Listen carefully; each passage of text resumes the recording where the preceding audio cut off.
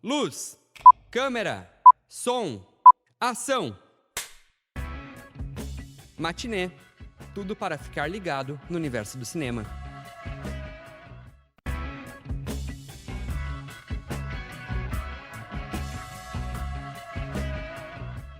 Boa tarde, está começando aqui na UniFM 107.9 o Matinê, um programa que te convida a viajar pelo universo do cinema. Eu sou Alexandre Macari e vamos juntos até às 3 da tarde. Hoje vamos conversar sobre as perspectivas dos lançamentos que vêm por aí de Hollywood, nos famosos blockbusters que são lançados perto do verão dos Estados Unidos e aqui no nosso caloroso frio do Rio Grande do Sul. Nosso convidado será um integrante do Entre Pautas Podcast, Gabriel Kufner. Não esqueça de seguir e mandar sua mensagem no Instagram, @Cinemac, soletrando CINEMACC, e também pelo WhatsApp das rádios da UFSM no número 55-3220-8106. O programa tem a produção de Débora Dalla Posa e Alexandre Macari. Na técnica, José Carlos Quartiero, o Zezinho. Trabalhou bastante ontem lá na Vila Belga. Muito bem, o Zezinho. Antes de começarmos a falar sobre o tema de hoje, vamos recordar um pouco do que aconteceu na história do cinema nesse dia 2 de junho. Rebobinando. O passado da sétima arte em destaque. 2 de junho na história do cinema. Nesse dia, em 1904, nascia em Timisoara, então Império Austro-Húngaro, Johnny Weissmuller, nome de batismo de János Weissmuller. Ele foi atleta olímpico e ator. Tornou-se mundialmente famoso ao interpretar Tarzan no cinema, personagem criado por Edgar Rice Burroughs. Antes da carreira nas telas, ele também foi nadador e conquistou 5 medalhas de ouro olímpica. Faleceu em 1984 no México. Em 1922, nascia Juan Antonio Bardem, cineasta espanhol, nascido em Madrid. Ele foi um nome importante no cinema espanhol do pós-guerra. Bardem foi roteirista e diretor engajado politicamente, conhecido como obras como Morte de um Ciclista, de 55, Calle Mayor, Rua Principal, de 56, filme que foi vencedor do Prêmio da Crítica no Festival de Veneza, e A Vingança, de 1958, obra que foi indicada ao Oscar de Filme em Língua Estrangeira e também foi exibida e selecionada no Festival de Cannes. Bardem faleceu aos 80 anos na sua cidade natal, Madrid. Neste dia, em 1990, falecia em Nova York o ator britânico Rex Harrison, aos 82 anos. Nascido em 5 de março de 1908, ele se destacou no teatro, conquistando inclusive 2 Tony Awards, e principalmente no cinema, sendo premiado com o Oscar de melhor ator por seu papel como o professor Henry Higgins no filme My Fair Lady, de 64, também conhecido como Minha Bela Dama. Outros papéis de destaque foram como Júlio César, no filme Cleópatra, de 63, aquele com a Elizabeth Taylor, interpretando também o Papa Júlio II no filme Agonia e Êxtase, que tem o Charlton Heston no papel do artista Michelangelo, e como o Dr. John Dolittle no filme musical O Fantástico Dr. Dolittle, de 67. Em 2 de junho de 2008, falecia aos 90 anos o ator, diretor e produtor norte-americano Mel Ferrer, ex-marido de Audrey Hepburn. Nascido em 25 de agosto de 1917, ele estrelou e dirigiu dezenas de filmes, com destaque para Guerra e Paz, de 56, em que atuou ao lado da esposa na época, a própria Audrey Hepburn. Teve uma carreira eclética, transitando entre o cinema hollywoodiano e também as produções europeias. Estão fazendo aniversário hoje os seguintes artistas. Liam Cunningham faz 64 anos. Ator irlandês, ele é lembrado principalmente por seu papel como Sir Davos Seahort, da série Game of Thrones. No cinema, fez Ventos da Liberdade, de 2006, Fúria de Titãs, de 2010 e Drácula, A Última Viagem de Deméter, de 2023. Também faz aniversário Caroline Link. A cineasta alemã completa 61 anos. Ela foi premiada em vários festivais, mas o principal prêmio que ela conquistou na carreira foi o Oscar de melhor filme em língua estrangeira por Lugar Nenhum na África, representando a Alemanha, filme de 2001. Faz aniversário hoje também Kevin Feige. Ele completa 52 anos. Atual CCO, Chief Creative Officer, ou diretor criativo da Marvel Entertainment. Ele também é o presidente da Marvel Studios. Ele é o grande arquiteto desse universo cinematográfico, que a gente vai conversar sobre isso, inclusive, posteriormente, e responsável também por as grandes bilheterias que os filmes desse estúdio acabam arrecadando. 48 anos de Zachary Quinto, ator norte-americano, fez muitas obras para televisão, com destaque para American Horror Story, ou American Horror Story, e interpretou Sylar na série Heroes. No cinema, ficou conhecido como o Spock, nos novos filmes de Star Trek, Jornada nas Estrelas.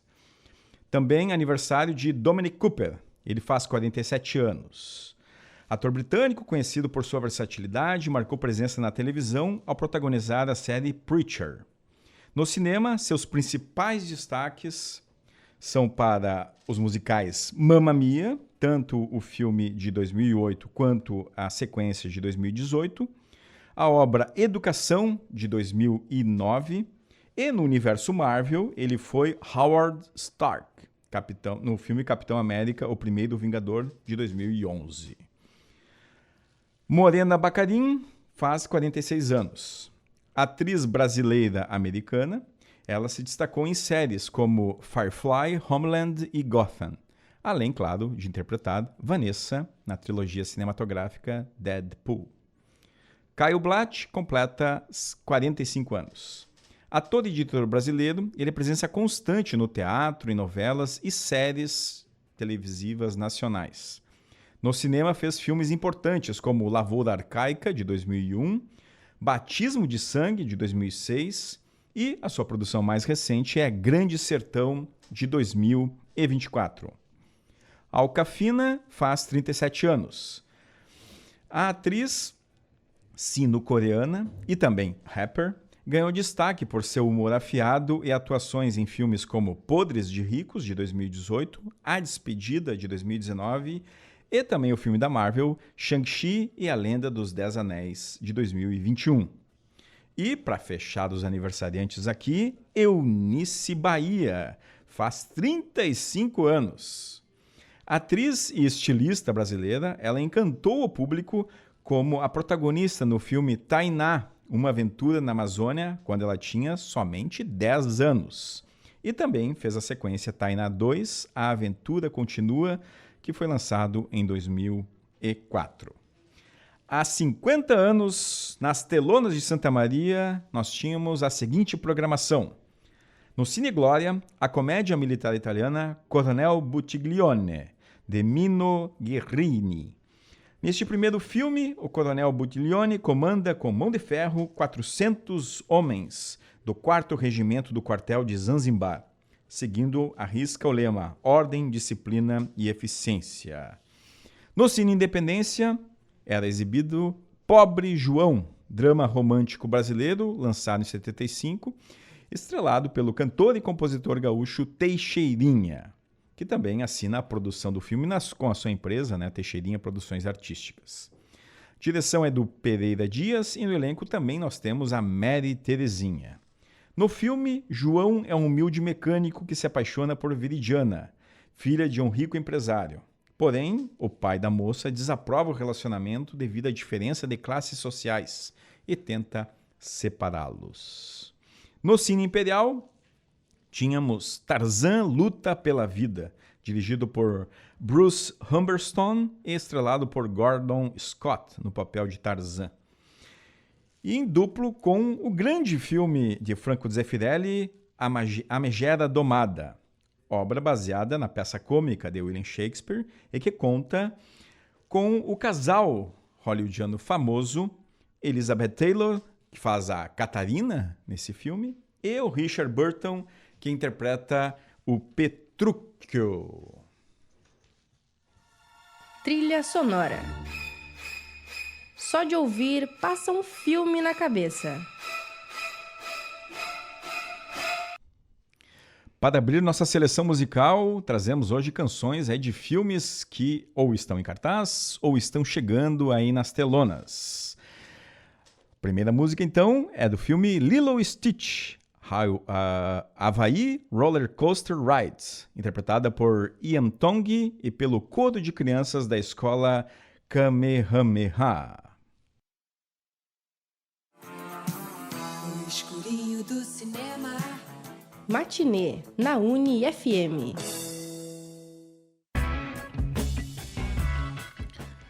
O termo blockbuster se desenvolveu conceitualmente a partir dos anos 1970, com superproduções que levaram os filmes para além do entretenimento na sala de projeção, em obras como Tubarão e Guerra nas Estrelas. Ele é usado hoje para fazer referência a filmes que alcançam grande sucesso comercial, geralmente obras com altos orçamentos de produção e também de marketing. Esses filmes atraem grandes públicos nas salas de cinema, gerando bilheterias muito altas e costumam ser lançados também em larga escala mundial, sempre com muita divulgação e marketing que vai além daquilo que a gente consome na tela e também nos filmes. Ou seja, pode ser inclusive algum produto aí vendido em fast foods.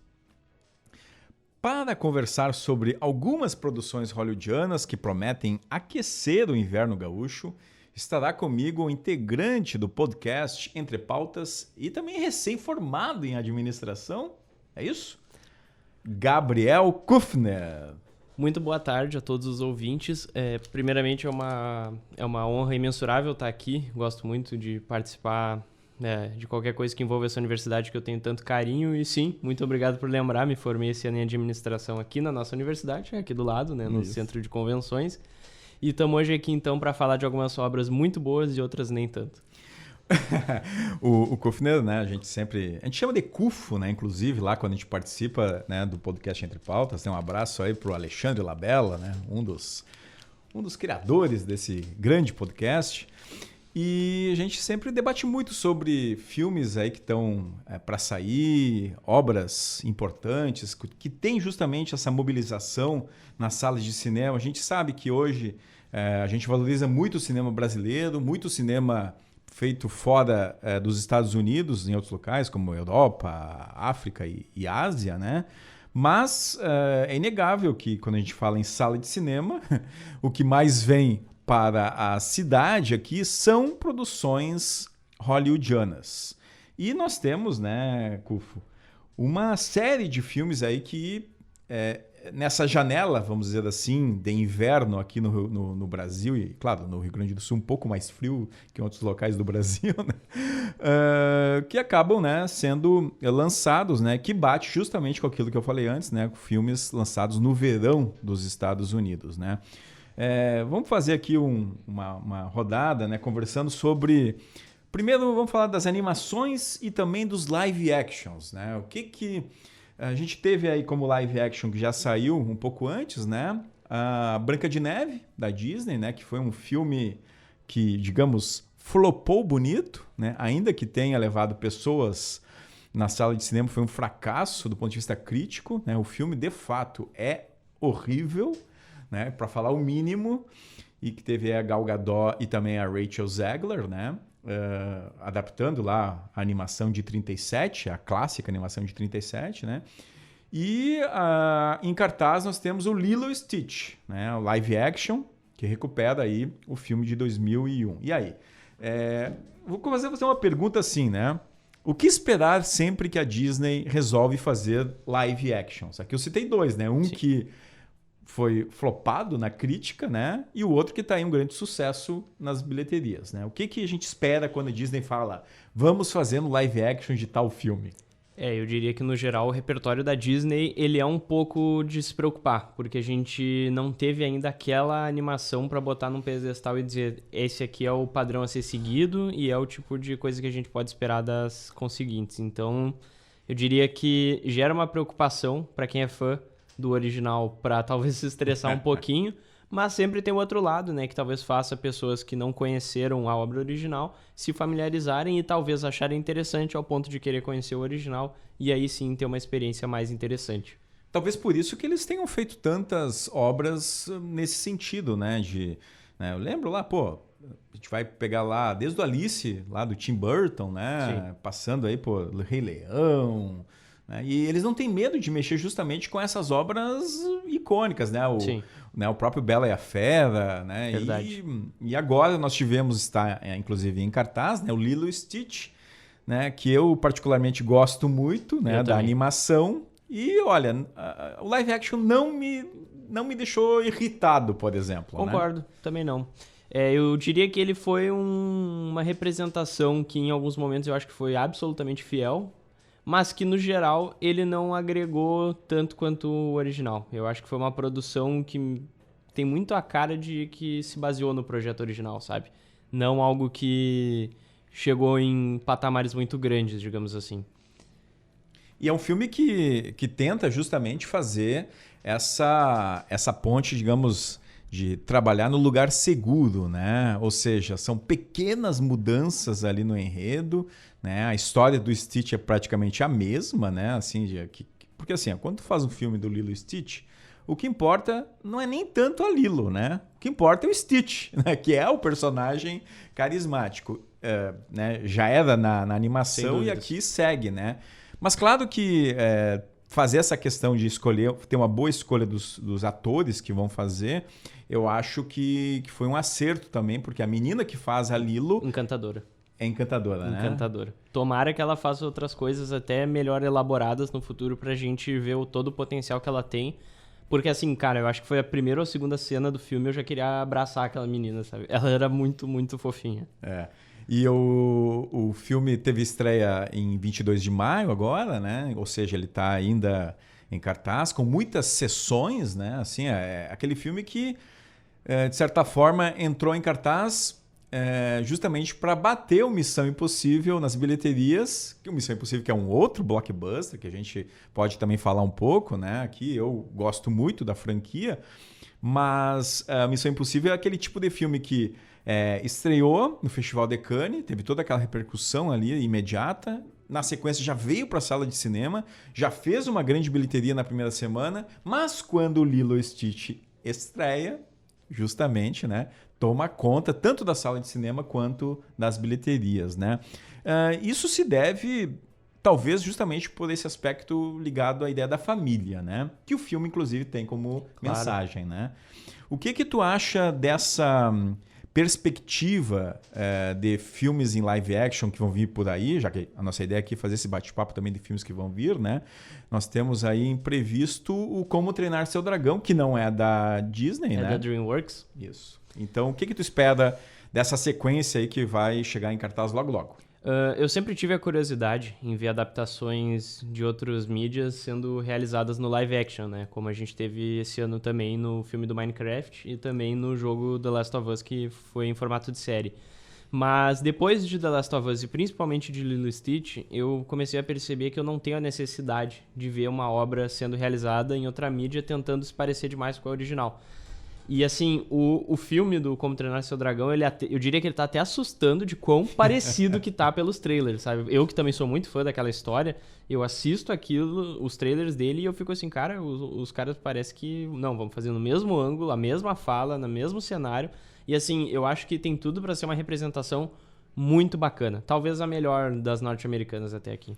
E aí seria incrível porque não seria da Disney, Sim. né? Que tem toda essa rivalidade Claro. entre os estúdios, né? A Disney, que claro, domina aí boa parte, né, digamos, dos estúdios e também daqueles que ela comprou, né? Que aí se inclui a Pixar, a Marvel, a Star Wars, né?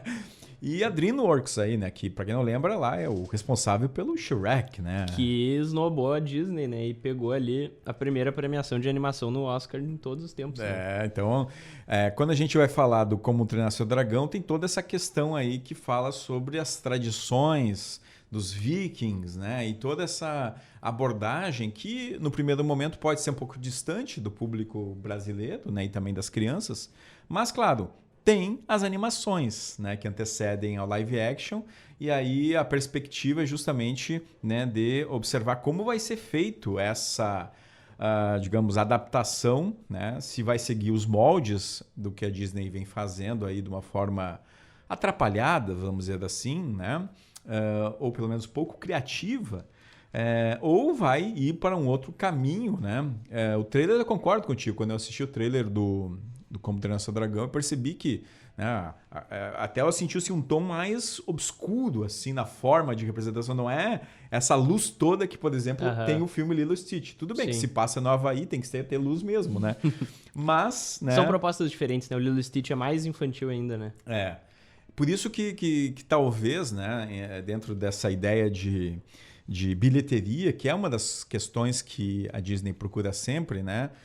Vai ser difícil bater o Lilo e Stitch esse ano na bilheteria, tu não acha? Sim, acho difícil, né? O Minecraft ainda tem um pouco mais, se eu não me engano, né? Mas o Lilo e Stitch tem um potencial enorme. Como a gente não tem nenhum dos filmes da Marvel que eu diria que são os mais aguardados esse ano, eu acho que vai sair de um desses dois, a maior bilheteria do ano. Avatar sai muito tarde também, né? Daí eu acho que vai pegar fim do ano e mais o Exato. ano que vem, né? Então tem esses aspectos. Bom, animações, né? A gente falou aqui de live actions, mas também tem as animações, né? Tá aí para quem vai ver o Lilo e Stitch, aparece sempre antes da exibição do filme, o trailer do filme Os Smurfs, né? Da animação, né? Que tem aí a perspectiva, né? De trazer aí... na verdade, é um filme que mistura live action e animação, né? Sim. Mas ele traz essas questões de animação e músicas da Rihanna, inclusive, né? Sabe me dizer se ele foi com uma sequência dos outros ou tu acha que é um reboot? Assim? Pois eu acho que eles vão começar de novo, viu? Sim. Porque lembra bastante, né? Mesmo Lembra. no princípio. A única diferença é que dessa vez o Gargamel ele é de desenho também, né? Então eu acho que aqui no caso será algo para começar de novo, né? Mas eu não cheguei a pesquisar a fundo, né? O filme estreia em julho, né? Então teremos a oportunidade de conferir aí os Smurfs e também a nova animação da Pixar, né? Que é Hélio, que estreia 19 de junho nos cinemas. O que esperar desses dois filmes? Bom, então, né? Primeiro pelos Smurfs, me aparenta ser uma proposta muito similar à anterior, né? Do que teve aquele 1 e 2 ali nos anos 2010. Então eu quero ver o que eles vão preparar para se distanciar um pouco, para não ficar tão parecido, e também o que eles podem trazer de novo para ter uma produção com algumas ideias novas. Por parte já do filme da Pixar, é o tipo de animação da Pixar que me passa uma vibe do filme Elementos, no sentido de ser um tipo de história que a gente já viu 1 milhão de vezes, sabe? Da pessoa que não é aceita, que daí encontra um grupo de pessoas, ou nesse caso de alienígenas, completamente diferentes, e daí tem aquela questão de identidade e tal. Mas isso não impede que o filme possa ser ótimo. Eu só tenho receio que ele seja mais um daqueles filmes medianos que a Pixar faz de vez em quando. Inclusive, né, ela tem feito, né, o próprio Inside Out 2, né, o Divertidamente Parte 2, tem a maior bilheteria, mas a gente sabe que não é tudo isso, né? Não é mesmo. Então, temos que ficar de olho aí no que a Pixar vem produzindo, ainda mais que ela tá nessa esteira aí de produções ligadas à Disney, né? Mas já que a gente falou das animações, vamos ouvir agora uma das canções que está na trilha sonora do filme Hélio, que é Don't Stop Me Now, da banda britânica Queen, né? E que aí, você sabe, né, a Pixar vai trazer a partir de 19 de junho. Então agora, Queen.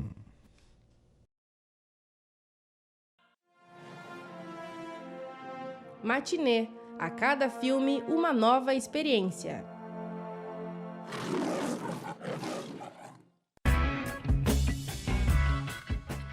Tá aí, Don't Stop Me Now, da banda Queen. Bom, a gente não sabe se o Hélio vai ser tudo isso, mas se tem essa música, já tem um bom começo, assim, de se pensar que pode ter aí, pelo menos, uma trilha sonora bastante envolvente, né?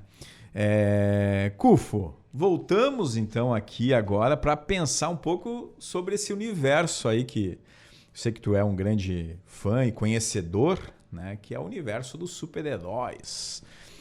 E nós temos aí pelo menos 2 filmes que estão por estrear. Um que estreou e outros 2 que estrearam anteriormente, né, esse ano. Vamos falar um pouquinho deles, né?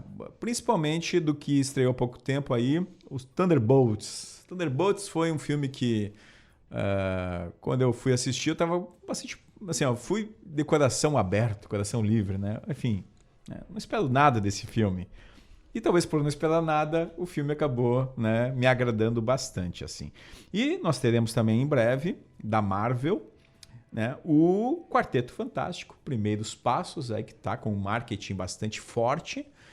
E da DC, o Superman, que, né, também o trailer vem passando aí algumas impressões. Vamos falar desses 3 aí. O que tu achou do Thunderbolts e o que tu espera desses que estão por vir?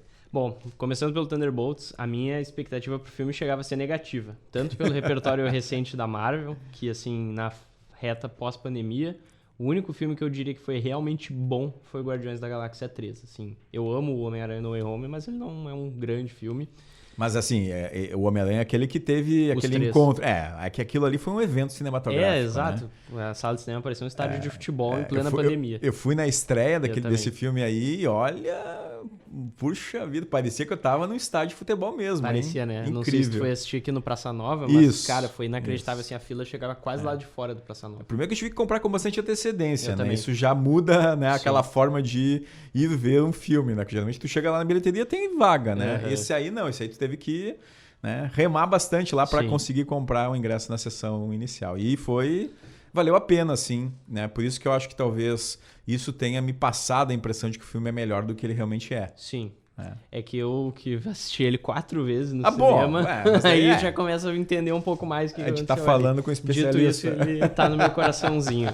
Mas assim, o Thunderbolts, ele é um filme... Ele finalmente é um esquadrão suicida que deu certo, né? Ele pega vários personagens aleatórios, que eram secundários e terciários, e faz ali uma mistureba que deu certo. Eu acho que a personagem da Fantasma, ela é inútil no filme. Eu acho que ela não precisava existir, que ela não agrega em nada. E eu detesto o primeiro filme que ela tá, que é o Homem-Formiga 2.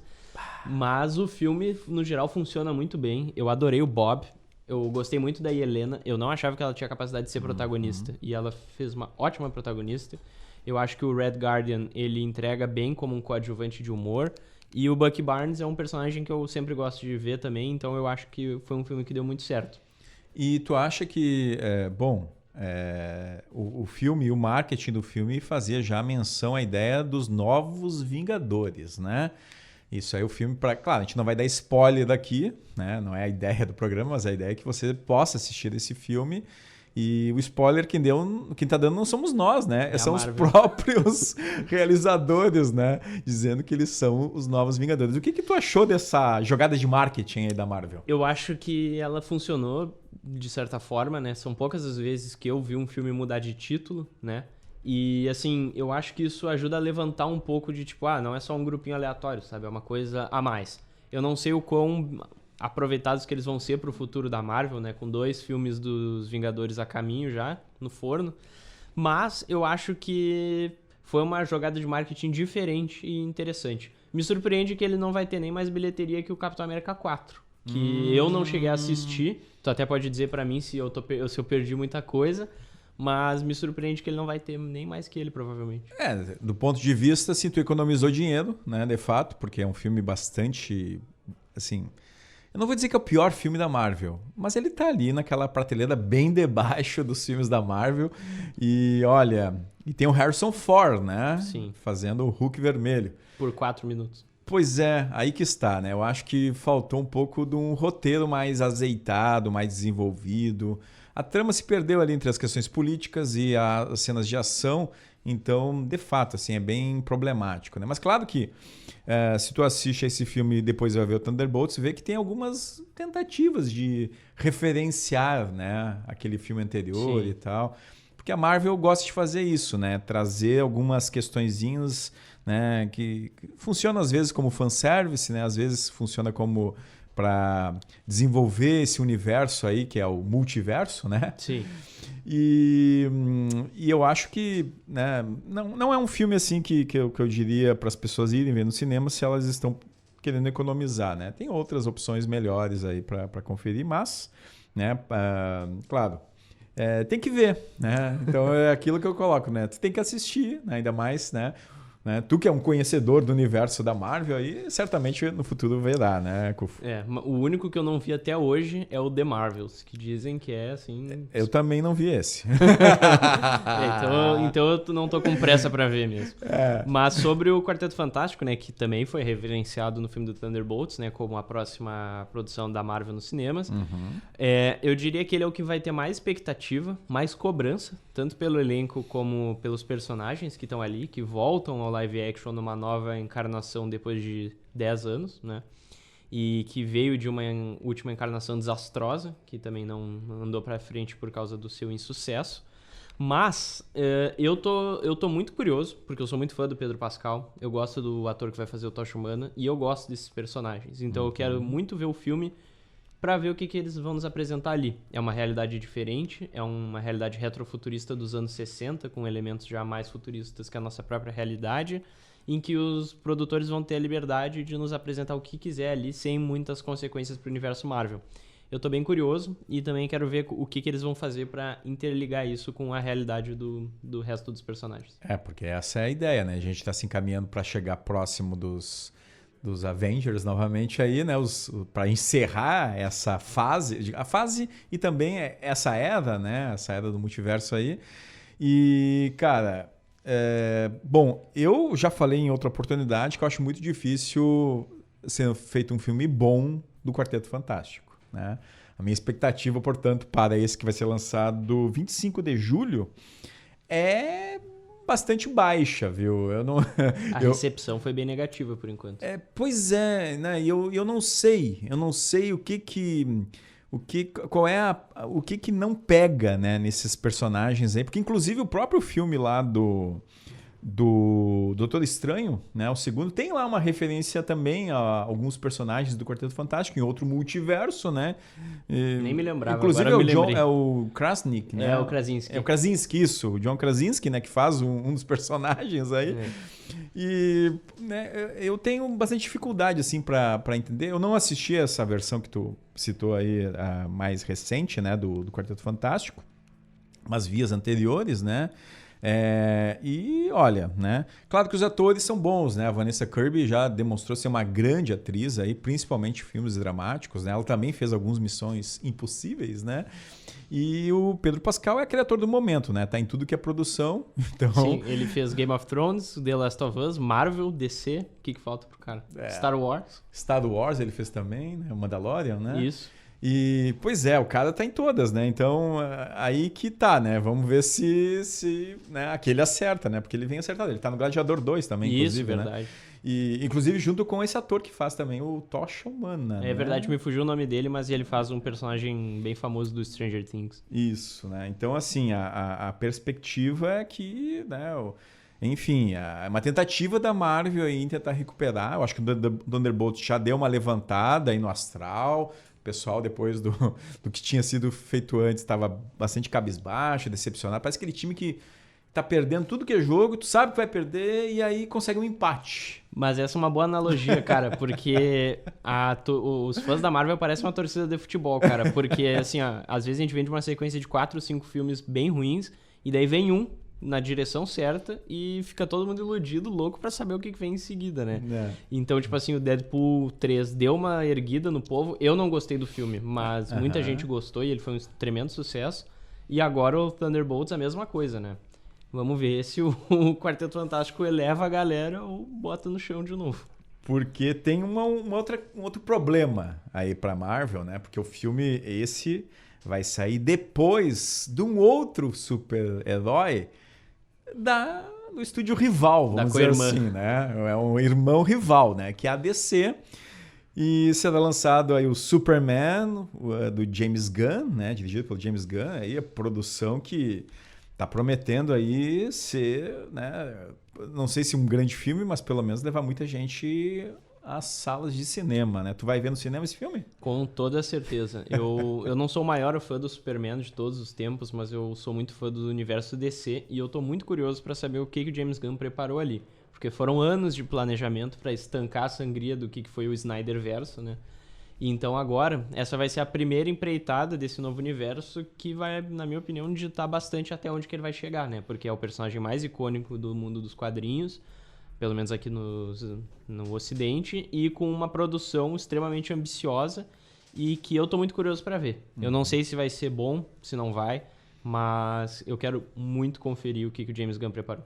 Só para explicar, o Snyderverso é justamente o que muitos falam, né, sobre os filmes produzidos aí, ou dirigidos, né, pelo Zack Snyder, né, que fez o Homem de Aço, Homem Batman vs Superman, a Liga da Justiça do Zack Snyder, porque teve Isso. uma outra Liga da Justiça mal amada ali no meio do caminho.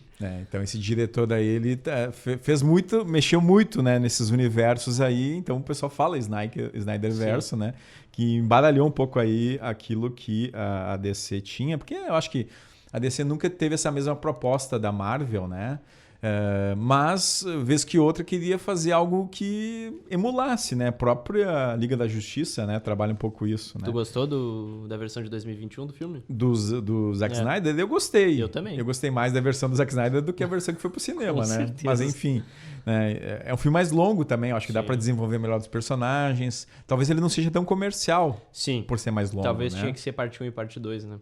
Mas eu queria muito ter visto uma sequência. Que não virá, né? Não. E, bom, o filme será estrelado pelo David Cornswet, é isso? Que faz o Clark Kent e o Superman. A Rachel Brosnan, tá aí, uma atriz já mais renomada, principalmente na televisão, né? Que faz a Lois Lane. E o Nicholas Hoult, que faz o Lex Luthor.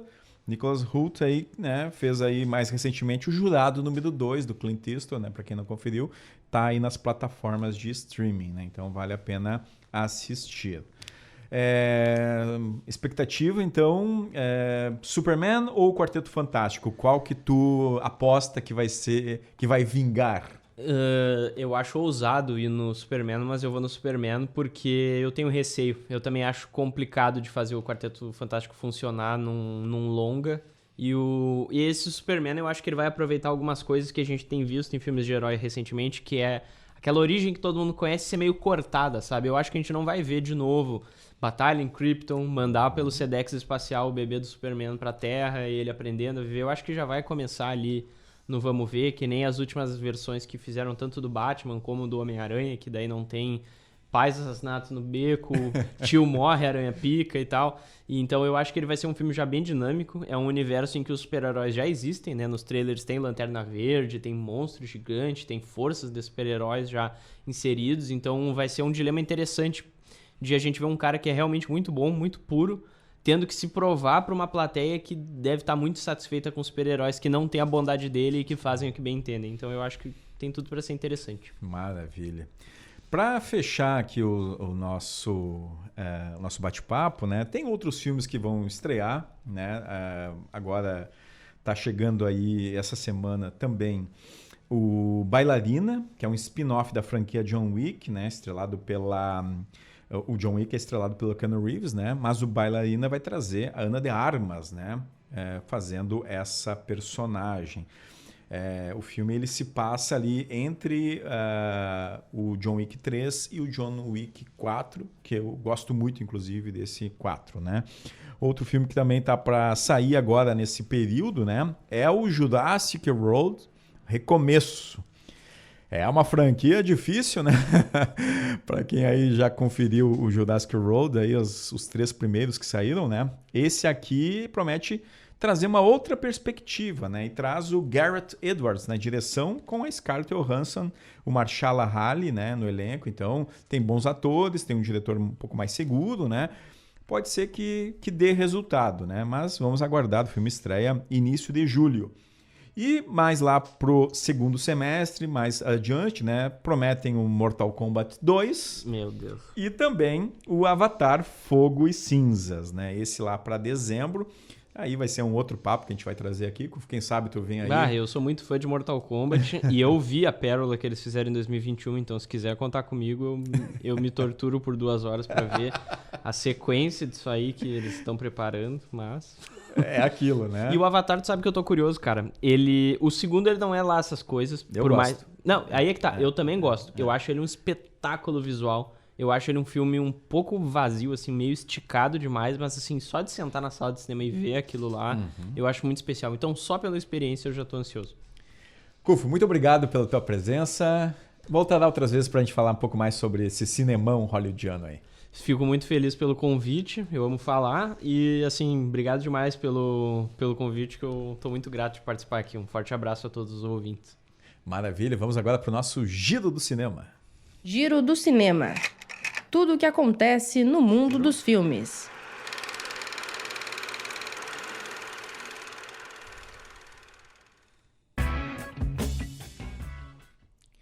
Giro do Cinema, então, segue em cartaz no Cinépolis e no Arcoplex o sucesso Lilo e Stitch, a gente comentou aqui, live action da Disney, que mantém a história da animação de 2002 com pequenas variações. E também segue em cartaz um outro filme que a gente citou aqui no nosso bate-papo, Missão Impossível, Acerto Final, que promete ser o último filme da franquia, o que eu duvido bastante, né? Eu acho que é impossível isso acontecer. Em todo caso, o filme é dirigido pelo Christopher Maguire, com o Tom Cruise, né, fazendo as suas pirotecnias ao longo da obra.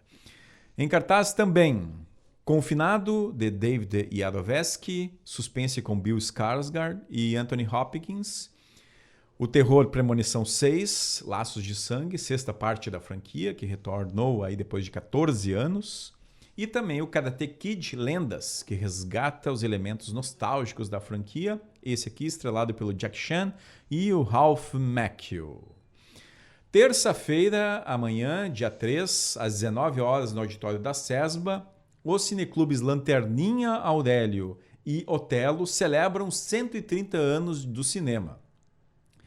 Então, a união desses dois cineclubes representa justamente essa perspectiva de fazer essa bela homenagem ao Cineclube Otelo, né, que foi uma iniciativa aí do Sindicato dos Bancários de Santa Maria ao longo dos anos 90. Então, para quem viveu esse período aí, vai estar um pouco de nostalgia também sendo trazida aqui. E eles prepararam essa homenagem especial aos 130 anos de cinema, começando, né, justamente com um filme icônico que é Tempos Modernos, de Charles Chaplin. Você pode conferir a programação aí no Instagram lá do Cineclube Lanterninha Aurélio. Lembrando que a entrada é gratuita. Quarta-feira e quinta-feira, dias 4 e 5, às 19 horas, no prédio 67 da UFSM, o Cineclube da Boca exibe as produções selecionadas no 8º Assimetria, Festival Universitário de Cinema e Audiovisual. Você pode conferir a programação completa pelo Instagram, @festivalassimetria e também @Cineclube da Boca. Lembrando que a entrada é gratuita. Senhor Clint Eastwood fez 95 anos neste final de semana. E claro, né, que ele aproveitou essa data para mandar um recado para a indústria de cinema, viu, Zezinho? Ele falou: chega de remakes e de franquias. É hora de trazer novas ideias. Tá aí um grande Clint, né?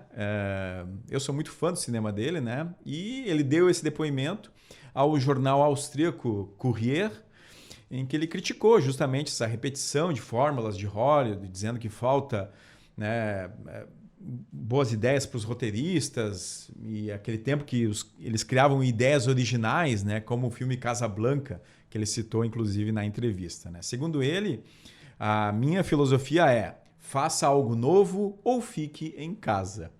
Então, uma boa mensagem do Sr. Clint Eastwood, né? Que está aí, né? Completou seus 95 anos. Ele dirigiu Os Imperdoáveis, Menina de Ouro, né? E garantiu que não pretende parar tão cedo, viu?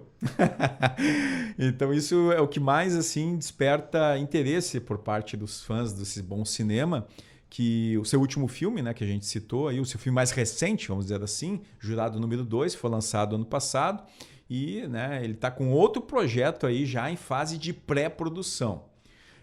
O Eastwood afirmou que o segredo da sua longevidade criativa é continuar aprendendo sempre, buscando novos desafios, tanto como ator quanto como diretor. Isso aí podia servir de mensagem para outros tantos jovens diretores, inclusive. O momento fofoca e polêmica aqui do nosso matinê chegou. E é uma fofoca polêmica bem difícil, assim, né? O ator e cineasta Kevin Costner está sendo processado pela dublê Devin Labelle, que afirma ter sido forçada a participar de uma cena improvisada de estupro durante as filmagens de Horizon, An American Saga, capítulo 2. O Kevin Costner vem fazendo essas produções aí que situam-se na origem do faroeste, né? E essa segunda parte aí gerou essa polêmica. Segundo a revista Variety, Labelle acusa a produção de não seguir os protocolos exigidos, como a presença de um coordenador de intimidade, e relata que a cena foi gravada fora de um estúdio fechado, sem as devidas garantias de segurança. A dublê substituiu a atriz Bella Hunt, que se recusou a participar da gravação dessa cena. Em comunicado, ela disse ter se sentido exposta, desprotegida e profundamente traída por um sistema que prometeu segurança e profissionalismo. O advogado de Costner, Martin Singer, negou as acusações, afirmando que ela é uma acusadora serial, que já teria feito denúncias semelhantes no passado e estaria usando táticas de chantagem. O caso ainda está em fase inicial e deve seguir na justiça aí, a gente vai acompanhar para trazer aqui também para você, nosso ouvinte. Assim, chegamos ao fim de mais uma Matinê ao Vivo e que conversamos sobre os blockbusters que prometem aquecer as salas de cinema nesse inverno, com a participação de Gabriel Kufner. Você pode ouvir este e outros programas anteriores no YouTube, @Cinemac3, e no Spotify, @Cinemac. Não se esqueça de seguir as nossas redes sociais no Instagram, @Cinemac, e também @Rádios UFSM. Nossa próxima sessão será dia 9 de junho. Encerramos o matinê de hoje com a música Lose My Mind, de Dom Tolivier, que conta com a participação da rapper Doja Cat e que estará num dos filmes que prometem também aí ser um grande sucesso de bilheteria, Fórmula 1, o filme, ou F1, o filme, de John Kosinski, que estreia dia 26 de junho. E lembre-se, cuide da sua saúde e assista a ótimos filmes.